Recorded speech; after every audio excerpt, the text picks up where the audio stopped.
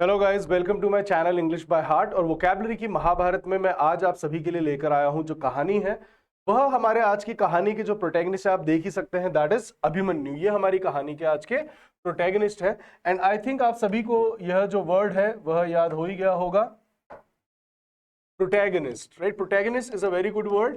और जो विलन होता है उसको हम कहते हैं एंटागोनिस्ट। आज की हमारी कहानी के जो एंटागोनिस्ट रहेंगे वह रहेंगे विराट जो शल्यपुत्र था, और जयद्रथ जो कि दुर्योधन का जीजा था, है ना। अब ये जो अभिमन्यु है आप जानते हैं कि ये पूरे विश्व में एमिनेंट है अपने स्टॉलवर्ट कैरेक्टर के कारण, that he was that brave, he was that stalwart. Stalwart is a very good word, बहुत सारे एग्जाम्स में पूछा गया है गाइस। इसका मतलब होता है करेजियस, ब्रेव। जैसे कि Maharana Pratap was a stalwart warrior, है ना। तो स्टॉलवर्ट होता है जिसका मतलब होता है बहादुर, जैसे कि आप में से कई लोग हैं वो स्टॉलवर्ट है। एंड इसी से एक मिलता जुलता मैं वर्ड बताता हूं जो आप लोगों ने कई बार सुना होगा और ये भी पेपर में आता है। और 26 जनवरी को हमें जो गैलेंट्री अवार्ड्स मिलते हैं, गैलेंट्री होता है आपका साहस, और जो गैलेंट होता है वो होता है साहसी। तो जो हमारी कहानी का प्रोटैगनिस्ट है ही वॉज गैलेंट, वो साहसी था। एंड ये जो कहानी है कि उन्होंने कैसे 16 साल की उम्र के अंदर मार्टियरडॉम प्राप्त करा और वह अपने क्लैन के लिए मार्टियर हुए। मार्टियर का मतलब ही होता है शहीद होना। जब हमारे देश के जो जवान हैं, जो सिपाही हैं, जब वह अपने देश के लिए लड़ते लड़ते जब वह शहीद हो जाते हैं, तब भी ये वर्ड आपको न्यूज़पेपर में पढ़ने को मिलता है, इसलिए आपके एग्जाम में भी आता है। तो martyr is a very good word. तो अब ये जो कहानी है इसको शुरू करने से पहले, जैसा कि आप जानते हैं, हम हमेशा जो है वर्ड्स को पहले रिप्राइज करते हैं, रीआइटरेट करते हैं पिछली कहानी के। तो आज जो हमने पिछली कहानी सुनी थी कि द्रौपदी के क्यों उसने पॉलीगैमी करी, वाई शी वॉज पॉलीएंड्री, है ना। तो पॉलीगैमी हम देख ही चुके हैं, that is practice of marrying more than one. तो जब भी पुरुष या स्त्री एक से ज्यादा शादी करते हैं तो उसको हम कहते हैं पॉलीगैमी। एंड अगर कोई महिला जिसके एक से ज्यादा हस्बैंड हो उसको हम कहते हैं पॉलीएंड्री। और अगर किसी पुरुष के अगर एक से ज्यादा उसकी पत्नियां हो तो उसको हम कहते हैं पॉलीजेनिस्ट। एंड आप ये जानकर एस्टाउंड होंगे, यह जानकर आप अपॉल्ड होंगे कि जो द्रौपदी थी वह स्वयं जिम्मेदार थी अपने 5 पतियों के लिए। ये कहानी जब चालू हुई थी मैंने आपको बताया था जब पांडव एग्जाइल काट रहे थे और वह लॉइटर करते करते वह द्रुपद के गांव में या उनके नगर में पहुंच जाते हैं ना, उसके फिफ्डम में पहुंच जाते हैं, उसके किंगडम में पहुंच जाते हैं। तो जब द्रुपद के फिफ्डम में पहुंचते हैं तब वहां पर जो फोक्स होते हैं, जो लोकल पीपल होते हैं, वो बताते हैं कि कल द्रौपदी का स्वयंवर है तो तुम वहां जाना और तुम्हें वहां पर आर्म्स मिलेंगी। क्यों? क्योंकि वो लॉइटर कर रहे थे in the guise of Brahmans, वह ब्राह्मण के वेश में घूम रहे थे जो 5 पांडव थे। अब वो वहां पर जब पहुंचते हैं अगले दिन, जब वह द्रुपद के राज्य उसके कोर्ट में पहुंचते हैं द्रौपदी के स्वयंवर में, तब वो वहां पे देखते हैं कि उस इयॉन के, उस एरा के, उस युग के वहां पे जितने भी बड़े बड़े अपाचेस थे वो सभी आ रखे थे। Duryodhan was there, Karna was there, आपके जरासंध वॉज देयर, है ना। वे सभी उसके स्वयंवर में आ रखे थे। एंड आपको पता ही है जो दुर्योधन है वो बहुत ज्यादा हॉटी है और वो चलता भी ऐसे ऐसे ही था। तो उसकी सबसे पहले वो जाता है बट वह थ्वाट हो जाता है ना। थ्वाट हो जाता है मतलब वह फेल हो जाता है। और वही नहीं, सारे जितने भी होते हैं अपाचेस वो फेल हो जाते हैं, वो थ्वाट हो जाते हैं। अब जो कर्ण है वह आता है एंड कर्ण सबसे पहले उस बो को वेनरेट करता है, क्योंकि जो कंडीशन थी कि आपको पहले धनुष उठाना है, उसकी प्रत्यंचा चढ़ानी है, एंड फिर जो मछली ऊपर घूम रही है उसको पानी में देखते हुए उसकी आंख को पेनेट्रेट करना, है ना। तो जब कर्ण उसको पहले बो को जो है वह व्हाट यू कॉल वेनरेट करता है, उसके बाद जो कृष्ण, उनको पता था कि ये पेनेट्रेट कर देगा, तो वो द्रौपदी को जेस्चर करते हैं कि इससे शादी नहीं करनी है। तो जो द्रौपदी है वो विरोध कर देती है कि ये तो सूत पुत्र है, मैं इससे शादी नहीं कर सकती। फिर तभी जो व्हाट डू कॉल अर्जुन है उसको जेस्चर करते हैं कि अब तुम आ जाओ। अर्जुन आता है, वो पेनिट्रेट करके द्रौपदी को जीत लेता है ना। अब वो द्रौपदी को जब जीत लेता है तब वो अपने घर जाता है, अपनी माता के पास, वो सभी जाते हैं। एंड जो माता होती है कुंती, वह गेट की तरफ पीट करके कुछ पका रही होती है। तभी वो 5 भाई जो है वो पीछे खड़े होते हैं और वो कहते हैं कि हे माते, हम तुम्हारे लिए आर्म्स ले आए हैं, भिक्षा ले आए हैं, क्योंकि वो तो भिक्षा लेने गए थे। तब यहां पर जो माता है वो कहती कि ठीक है, इसको आपस में तुम पार्टेक कर लो। अब जब वो कहती कि आपस में पार्टेक कर लो, तो ये तो अब माता का आदेश हो गया, माता का डिक्री हो गया। ये आपको न्यूज़पेपर में बहुत बार पढ़ने को मिलेगा। डिक्री का मतलब होता है ऑर्डर। जब भी कोर्ट कोई डिक्री करता है तब भी आपको न्यूज़पेपर में पढ़ने को मिलता है। तब अब वो कहता है कि अर्जुन, अब हम इसको टाल नहीं सकते कि अब ये माता का डिक्री है, ऑर्डर है। अब जो द्रौपदी वो फंस जाती है। अब कुंती और जो अर्जुन है वह एक दूसरे के ऊपर पास दबक कर रहे होते हैं। अर्जुन को जो द्रौपदी है वो स्कोल्ड करती है, डांटती है, कहती है कि कौन अपनी पत्नी को, एक स्त्री को जो है भिक्षा कहता है, आल्म्स कहता है। तो अर्जुन कहता है माता आपको भी देखना चाहिए था पीछे मुड़कर मुझे कहने से पहले कि आप इसको पार्टेक कर ले। तो उनके बीच में ब्रॉल चल रही होती है, and they were passing the buck. तभी कृष्ण आते हैं और कृष्ण द्रौपदी को आके कहते हैं कि ये दोनों ही इसके लिए जिम्मेदार नहीं है, तुम स्वयं इसके लिए जिम्मेदार हो। तो ये सुन के जो द्रौपदी वो बहुत ज्यादा अपॉल्ड हो जाती है, बहुत ज्यादा एस्टाउंड हो जाती है, सरप्राइज होती, बोले हैं केशव मैं कैसे जिम्मेदार हूं। तो केशव उसको याद दिलाते हैं कि पिछले जन्म में तुमने शिव जी की पेनेंस करी थी और तुमने शिव जी से बून में मांगा था कि मुझे ऐसा पति दो जिनमें यह 5 गुण होने चाहिए। एक, सबसे सुंदर होना चाहिए, सबसे स्ट्रांग होना चाहिए, जुडिशियस होना चाहिए, फ्लेयर होना चाहिए और टॉलरेंट होना चाहिए। और जब शिव ने मना कर दिया था तुम बहुत ज्यादा एडमेंट हो गई थी। ये वर्ड हम पहले भी देख चुके हैं, एडमेंट, राइट। तो बोलते हैं कि तुम बहुत ज्यादा एडमेंट हो गई थी, तब शिव जी ने कहा था तथास्तु। तो तुम्हें उस जन्म में नहीं, लेकिन तुम्हें अब इस जन्म में तुम्हें यह 5 गुण मिले हैं, लेकिन अलग अलग पतियों में, अलग अलग व्यक्तियों में, इसलिए तुम पॉलीगैमी के लिए तुम स्वयं जिम्मेदार हो। और हमने सीखा था इस कहानी से कि हमें जिद नहीं करनी चाहिए, अड़ना नहीं चाहिए, जो होना है वह अच्छा होगा और जो हो रहा है वो भी अच्छा हो रहा है। फाइन। इसी के साथ अब हम शुरुआत करते हैं हमारे आज की कहानी के जो प्रोटैगनिस्ट है, अभिमन्यु का जो मार्टियरडम हुआ था, जो उसको शहादत प्राप्त हुई थी, उसकी कहानी हम चालू करते हैं। हुआ क्या था कि जब महाभारत का युद्ध चल रहा था और जो कौरव्स हैं वह पांडव्स के ऊपर ट्रायम्फ नहीं प्राप्त कर पा रहे थे। क्या प्राप्त नहीं कर पा रहे थे? ट्रायम्फ, दैट मींस विक्ट्री, जीत प्राप्त नहीं कर रहे थे। तो इसी के चलते उन्होंने एक मीटिंग बुलाई थी जिसके अंदर उनकी सेना के जितने भी सारे महान योद्धा थे वो सब एक जगह कॉन्ग्लोमरेट होते हैं, एक जगह कॉन्ग्लोमरेट होते हैं। It's a very good word, आप समझ ही गए हैं। वो एक जगह क्या होते हैं? इकट्ठा, यस। अब वे सभी एक जगह कॉन्ग्लोमरेट होते हैं और इस सभा को जो प्रिसाइड कर रहे थे वह थे गुरु द्रोण। वह इस सभा को प्रिसाइड कर रहे थे, है ना। अब गुरु द्रोण बोलते हैं कि ठीक है, मैं कल अब चक्रव्यूह की रचना करूंगा और जिसके तहत हम उनको चैलेंज करेंगे कि वो चक्रव्यूह को आके पेनिट्रेट करें। अब उनके सामने जो सबसे बड़ी हर्डल थी, जो सबसे बड़ी चुनौती थी, जो सबसे बड़ी रुकावट थी, वह था अर्जुन। क्योंकि जो अर्जुन था केवल वह एकमात्र था जो कि इस चक्रव्यूह को पेनिट्रेट करना जानता था। पेनिट्रेट, भेदना, है ना। ये अभी हमने देखा, मछली के आग को भी पेनिट्रेट किया, चक्रव्यूह को भी पेनिट्रेट किया। तो जो अर्जुन था केवल वह था जो कि इसको पेनिट्रेट करना जानता था। तो अब यहां पर पूरी सभा के अंदर जो शल्यपुत्र विराट था वो भी वहां पर उपस्थित था। वह अपनी पिता की, एक बार पांडवों ने और खासकर जो अर्जुन था, अर्जुन ने उनके पिता को कैप्टिवेट कर लिया था, बंधक बनाया था। तो वह इस डेरोगेशन का बदला लेना चाहता। डेरोगेशन मतलब इस इंसल्ट का, हमने देखा है वर्ड डेरोगेटरी, उसी से है डेरोगेशन, राइट। तो इस डेरोगेशन का वह वेंजेंस लेना चाहता था, रिटेलिएशन लेना चाहता था, रिवेंज लेना चाहता था। तो वो आगे आता है और वो कहता है कि हे गुरुद्रोण, इस काम में मैं आपको अबेट करूंगा। Abate is a very good word. जो बच्चे क्लैट की तैयारी कर रहे हैं, जिन्होंने लीगल पढ़ी है, आप देखेंगे न्यूज़पेपर में भी आता है अबेटमेंट, है ना। अबेटमेंट होता है जब आप किसी क्राइम के अंदर किसी व्यक्ति को सहायता करते हैं। यह आपने भी अपने बचपन में, जब आप कभी कजन्स के साथ आप ननिहाल में मिलते हैं तो होता है ना कई बार कि कजन्स प्लान बनाते हैं, क्योंकि हमारे जो ग्रुप होता है उसके अंदर भी एक किंग पिन होता है, एक सरगना होता है, एक मास्टरमाइंड होता है कि जब हमारी मासी, मम्मा, नानी सब सो जाएंगे तब हम चुपके से बाहर निकलेंगे, है ना। और उसके अंदर हम जो छोटे कजन्स, जो उनके भाई बहन होते हैं, वह उनको हम अबेट करते हैं, हम उनको अबेट, राइट, इसको हम कहते हैं अबेट करना। तो जो विराट है वो आगे आता है और वो कहता है कि गुरुद्रोण, मैं आपको अबेट करूंगा और मैं अर्जुन को अपने साथ युद्ध में एनग्रॉस करके, ये हमने पहली जो हमारी कहानी थी हमने उसके अंदर देखा था कि जब इंद्र के दरबार में जम्बूरी चल रहा होता है और जो गंगा और जो उसका अमौर था वो एक दूसरे की आंखों में एनग्रॉस हो रखे थे, राइट। ये वही वर्ड है। यहां पर जो शल्यपुत्र है वो कहता है, विराट जो था वो कहता है कि मैं अर्जुन को अपने साथ युद्ध में एनग्रॉस करके दूर ले जाऊंगा और आप पीछे से जो चक्रव्यूह है आप उसकी हेराल्ड कर देना, अनाउंस कर देना, आप वह हेराल्ड कर देना। बोलते ठीक है, लेकिन अब जो बाकी 4 हैं उनका क्या? क्योंकि बाकी जो पीछे 4 पांडव बचे उनका भी अब यहां पर आता है जयद्रथ। हुआ जयद्रथ। जयद्रथ जो था वह जो दुर्योधन था उसका जीजा था, उसका बहनोई था। अब जयद्रथ भी आता है।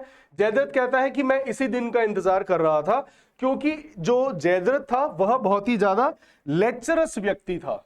लेक्चरस जो गंदी नजर का होता है, जो हर औरत के ऊपर ऑगल करते हैं, उसको हम कहते हैं लेक्चरस। ऑगल का मतलब होता है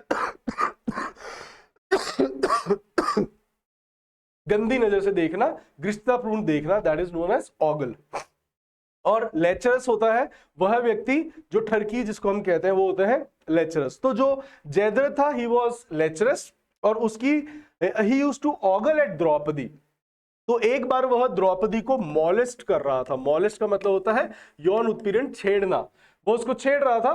तभी द्रौपदी चिल्लाती है, स्क्रीम करती है, और वहां पर उसकी हेल्प के लिए, उसकी एड के लिए, है ना, AIDE, मदद करना जो क्रिया होती है वो होती है AIDE, एड। तो उसकी एड के लिए वहां पर आ जाते हैं अर्जुन और भीम। अब अर्जुन और भीम आते हैं तो क्या करते हैं, वह उसका जो सर है उसको मूंड देते हैं, उसके चेहरे पर कालिक पोंछ देते हैं। एंड ये जो चीज घटना होती है, जयद्रथ क्योंकि खुद एक राजा था, तो जयद्रथ के लिए ये बहुत ही ज्यादा डिस्पैरेजिंग होती है। अब हम इसके दो सिनोनिम पहले देख चुके थे, दैट इज, एक तो था हमने देखा था पेजोरेटिव, एक हमने देखा था डेरोगेटरी। अब ये आया है disparaging. It's again a very good word, exams में पूछा जाता है। तो जयद्रथ जो था उसके लिए बहुत डिस्पैरेजिंग था।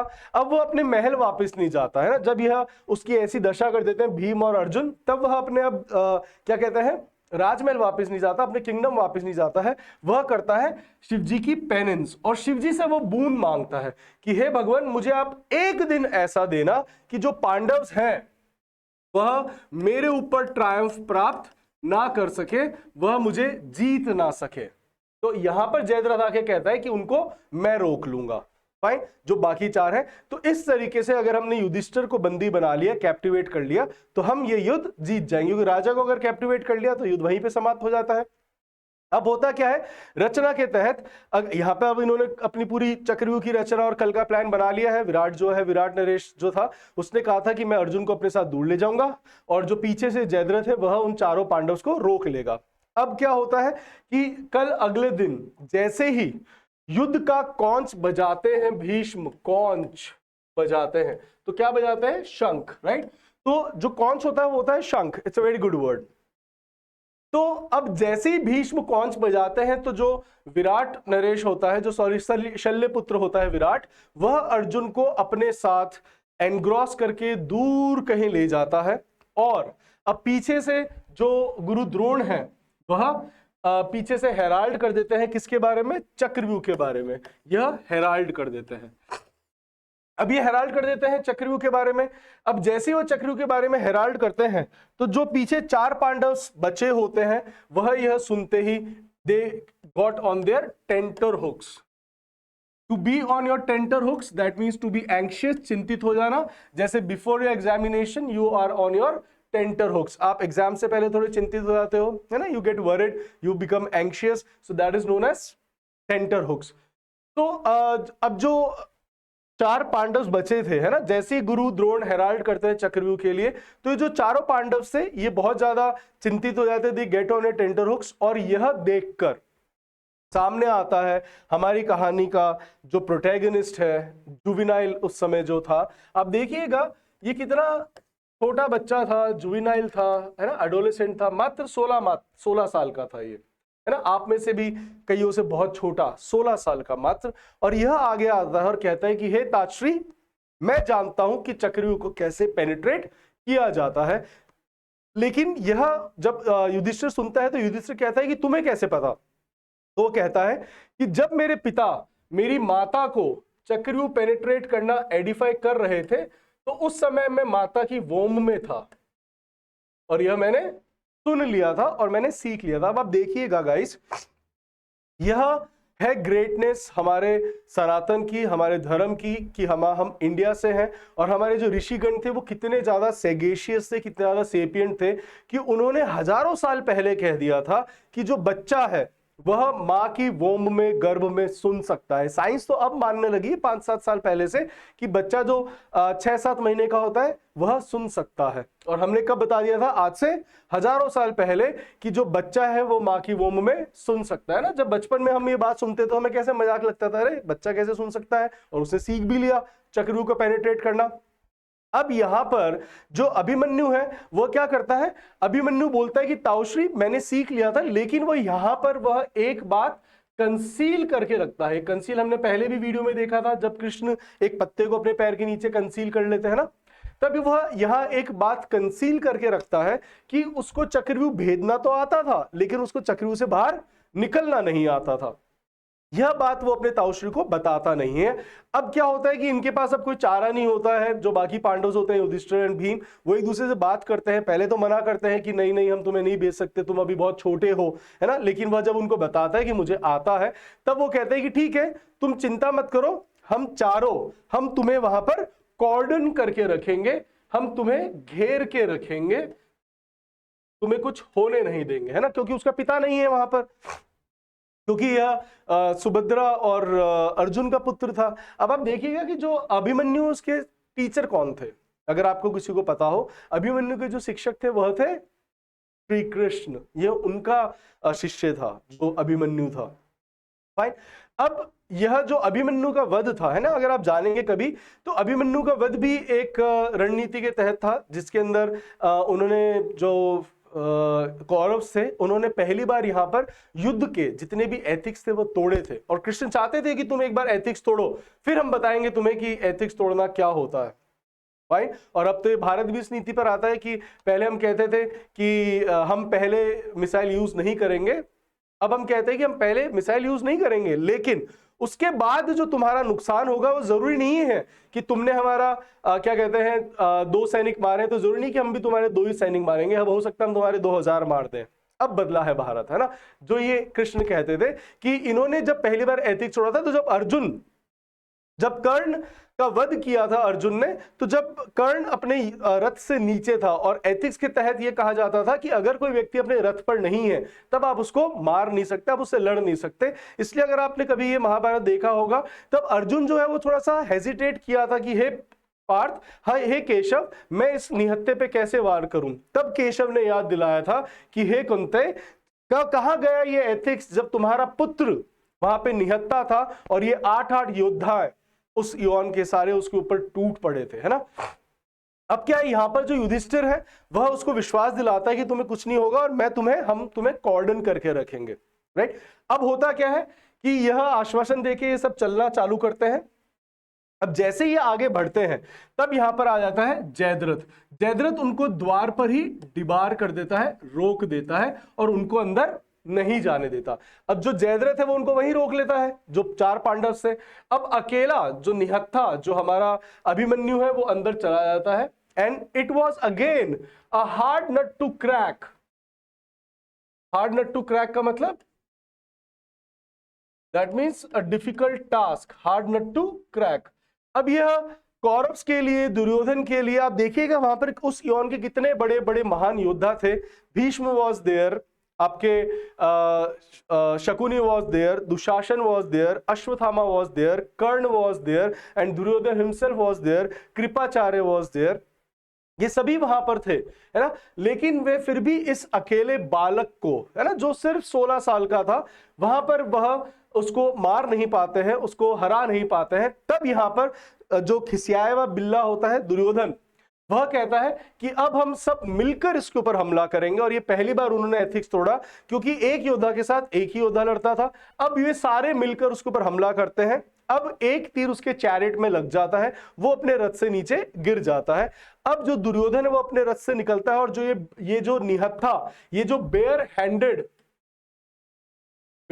हैंडेड का मतलब होता है खाली हाथ, और बेयर फुटेड हो जाएगा नंगे पैर। तो गाइस, आप अपने बच्चों को भी कह सकते हैं कि बच्चा यहाँ पे बेयर फुटेड मत घूमो, है ना। मैंने आपको पहले भी कहा था कि वोकैब कोई कंपटीशन की नहीं होती है, वोकैब किसी कोई क्लास की नहीं है, वोकैबलरी सबके काम आती है। चाहे अगर आपको इंग्लिश बोलने का शौक है तो भी आपके काम आएगी। तो वह बेयर हैंडेड हो जाता है और तभी यहां पर जो दुर्योधन है अपने रथ से उतरता है और अपनी शीथ में से तलवार निकालता है। Sheath is a very good word, ये एक वन वर्ड सब्स्टिट्यूशन है। ऐसा ऑब्जेक्ट जिसके अंदर हम तलवार रखते हैं जिसको हम हिंदी में कहते हैं मयान। तो जो दुर्योधन है वो अपनी शीथ में से तलवार निकालता है और उस निहत्थे को स्टैब कर देता है, दैट इज घोप देता है। और जैसे ही वो उसके तलवार घोपता है तो जो रणभूमि है वह उसकी श्रिल से गूंज उठती है। श्रिल का मतलब होता है उसकी चीख, उसकी श्रिल से गूंज उठती है। अब जैसे ही उसकी यहां पर गूंज उठती है और वो नीचे गिर जाता है, अब आप देखिएगा कि कितना महान संवाद था एक छोटे से बालक और उसके जो रिश्तेदार थे, परिवार थे, क्योंकि उसका वहां पे परदादा भी है, उसके वहां पर गुरुजन के भी गुरु है, मतलब सॉरी उसके पिता के जो गुरु हैं गुरु द्रोण भी वहां पर थे, है ना, उसके ताऊ भी वहां पर है, दुर्योधन तो उसका ताऊ था, है ना। तो अब ये बच्चा जो है यह रणभूमि गिरा हुआ है और कहता है कि मेरा आखिरी होमेज, मेरा आखिरी सम्मान, मेरी आखिरी श्रद्धांजलि मेरे ताऊ के पैरों में, मेरे पिता के गुरुवर जो है उनके चरणों में मेरा आखिरी होमेज स्वीकार करें। लेकिन आप किसी को बताइएगा नहीं कि आपने एक निहत्थे बालक को इस तरीके से मारा है, अन्यथा जो इतिहास है वह आपको डैस्टर्ड कह के पुकारेगा, आपको कायर कह के पुकारेगा। तो ये आप कृपया करके किसी को बताइएगा नहीं। और यह कह के जो हमारा जुवेनाइल, जो हमारा स्टॉलवर्ट, जो हमारी कहानी का प्रोटैगनिस्ट अभिमन्यु है, वह यहां पर मार्टियर हो जाता है, वह यहां पर शहीद हो जाता है। फाइन। अब यहां पर जब वो शहीद हो जाता है, जब उसकी आखिरी सांस निकलती है, तब दूर रणभूमि के अंदर जो कृष्ण है, जो अर्जुन है, वह कहते हैं कि हे केशव, आप रथ रोके, जरूर से कोई युद्ध भूमि में अनहोनी घटित हुई है। पिता का दिल है, राइट, तो पता पड़ ही गया होगा, उनका दिल विचलित होता है। वो कहते हैं कि हे केशव, ये जो रथ है वापस रणभूमि की तरफ ले चलो, जरूर कुछ अनहोनी घटित हुई है, जरूर कुछ अनप्लेजेंट थिंग हैपन हुई है ना। अब जब वो वापस आता है अपने शिविर की ओर, तब वो देखता है कि चहु और जो सन्नाटा है वह डिसेमिनेट हो रखा है।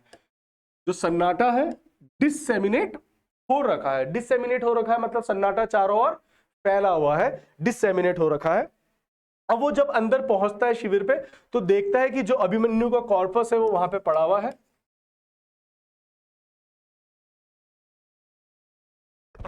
सॉरी, जो कॉर्पस होता है आपको पता ही है, I am under the weather, so I am so sorry for sneezing and coughing and all.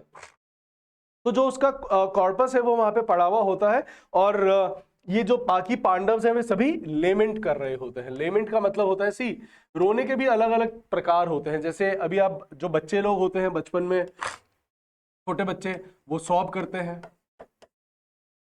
जैसे कि मान लो आपने भी देखा होगा जब आप छोटे थे कि मम्मा ने आपको डांट दिया या पिटाई कर दी, है ना, और आप रूठ के अपने कमरे में चले गए, तकिए के अंदर मुंह डालकर आप रो रहे हो और मम्मा आपकी तरफ ध्यान नहीं दे रही। तो बच्चा क्या करता है, बच्चा सॉब करता है, ऐसे ऐसे करके मम्मा को साउंड सुनाते हैं कि मम्मा मैं रो रहा हूं, आके मुझे मना। अब थोड़े से आप जवान हो गए, तब कई बार फोन पे आप सॉबिंग करते हो, है ना, किसी I am crying, you didn't pick up my phone and I am sobbing, kindly pay attention, right, so that is sob. And lament होता है जब आप किसी की मृत्यु पे विलाप करते हो, उसको हम कहते हैं लेमेंट। तो रोने के बहुत अलग अलग है, एक वेल भी होता है जो बच्चे रोते हैं, बट अभी आप याद रखिए सॉबिंग एंड लेमेंटिंग। फाइन। सो जो पांडव से वह यहाँ पे लेमेंट कर रहे होते हैं। अब अर्जुन ये देख के और चिंतित होता है और वो देखता है कि यहाँ पर अभिमन्यु को कॉर्पस पड़ा है, तो अर्जुन भी उसको लिपट लिपट के यहाँ पर लेमेंट करता है। तो वो पूछता है कि तुमने मेरे इतने छोटे से बालक को जाने कैसे दिया।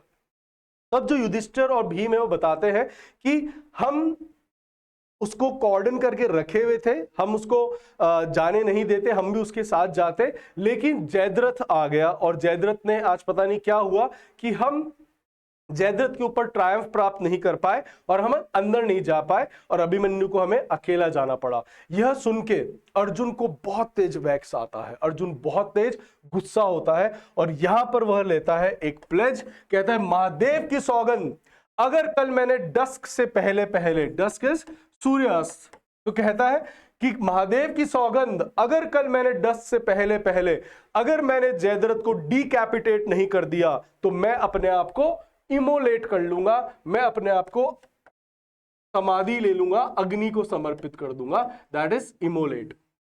इमोलेट होता है, it's a very good word. Immolate का मतलब होता है जब आप स्वयं को आग लगा लेते हो, that is known as immolate.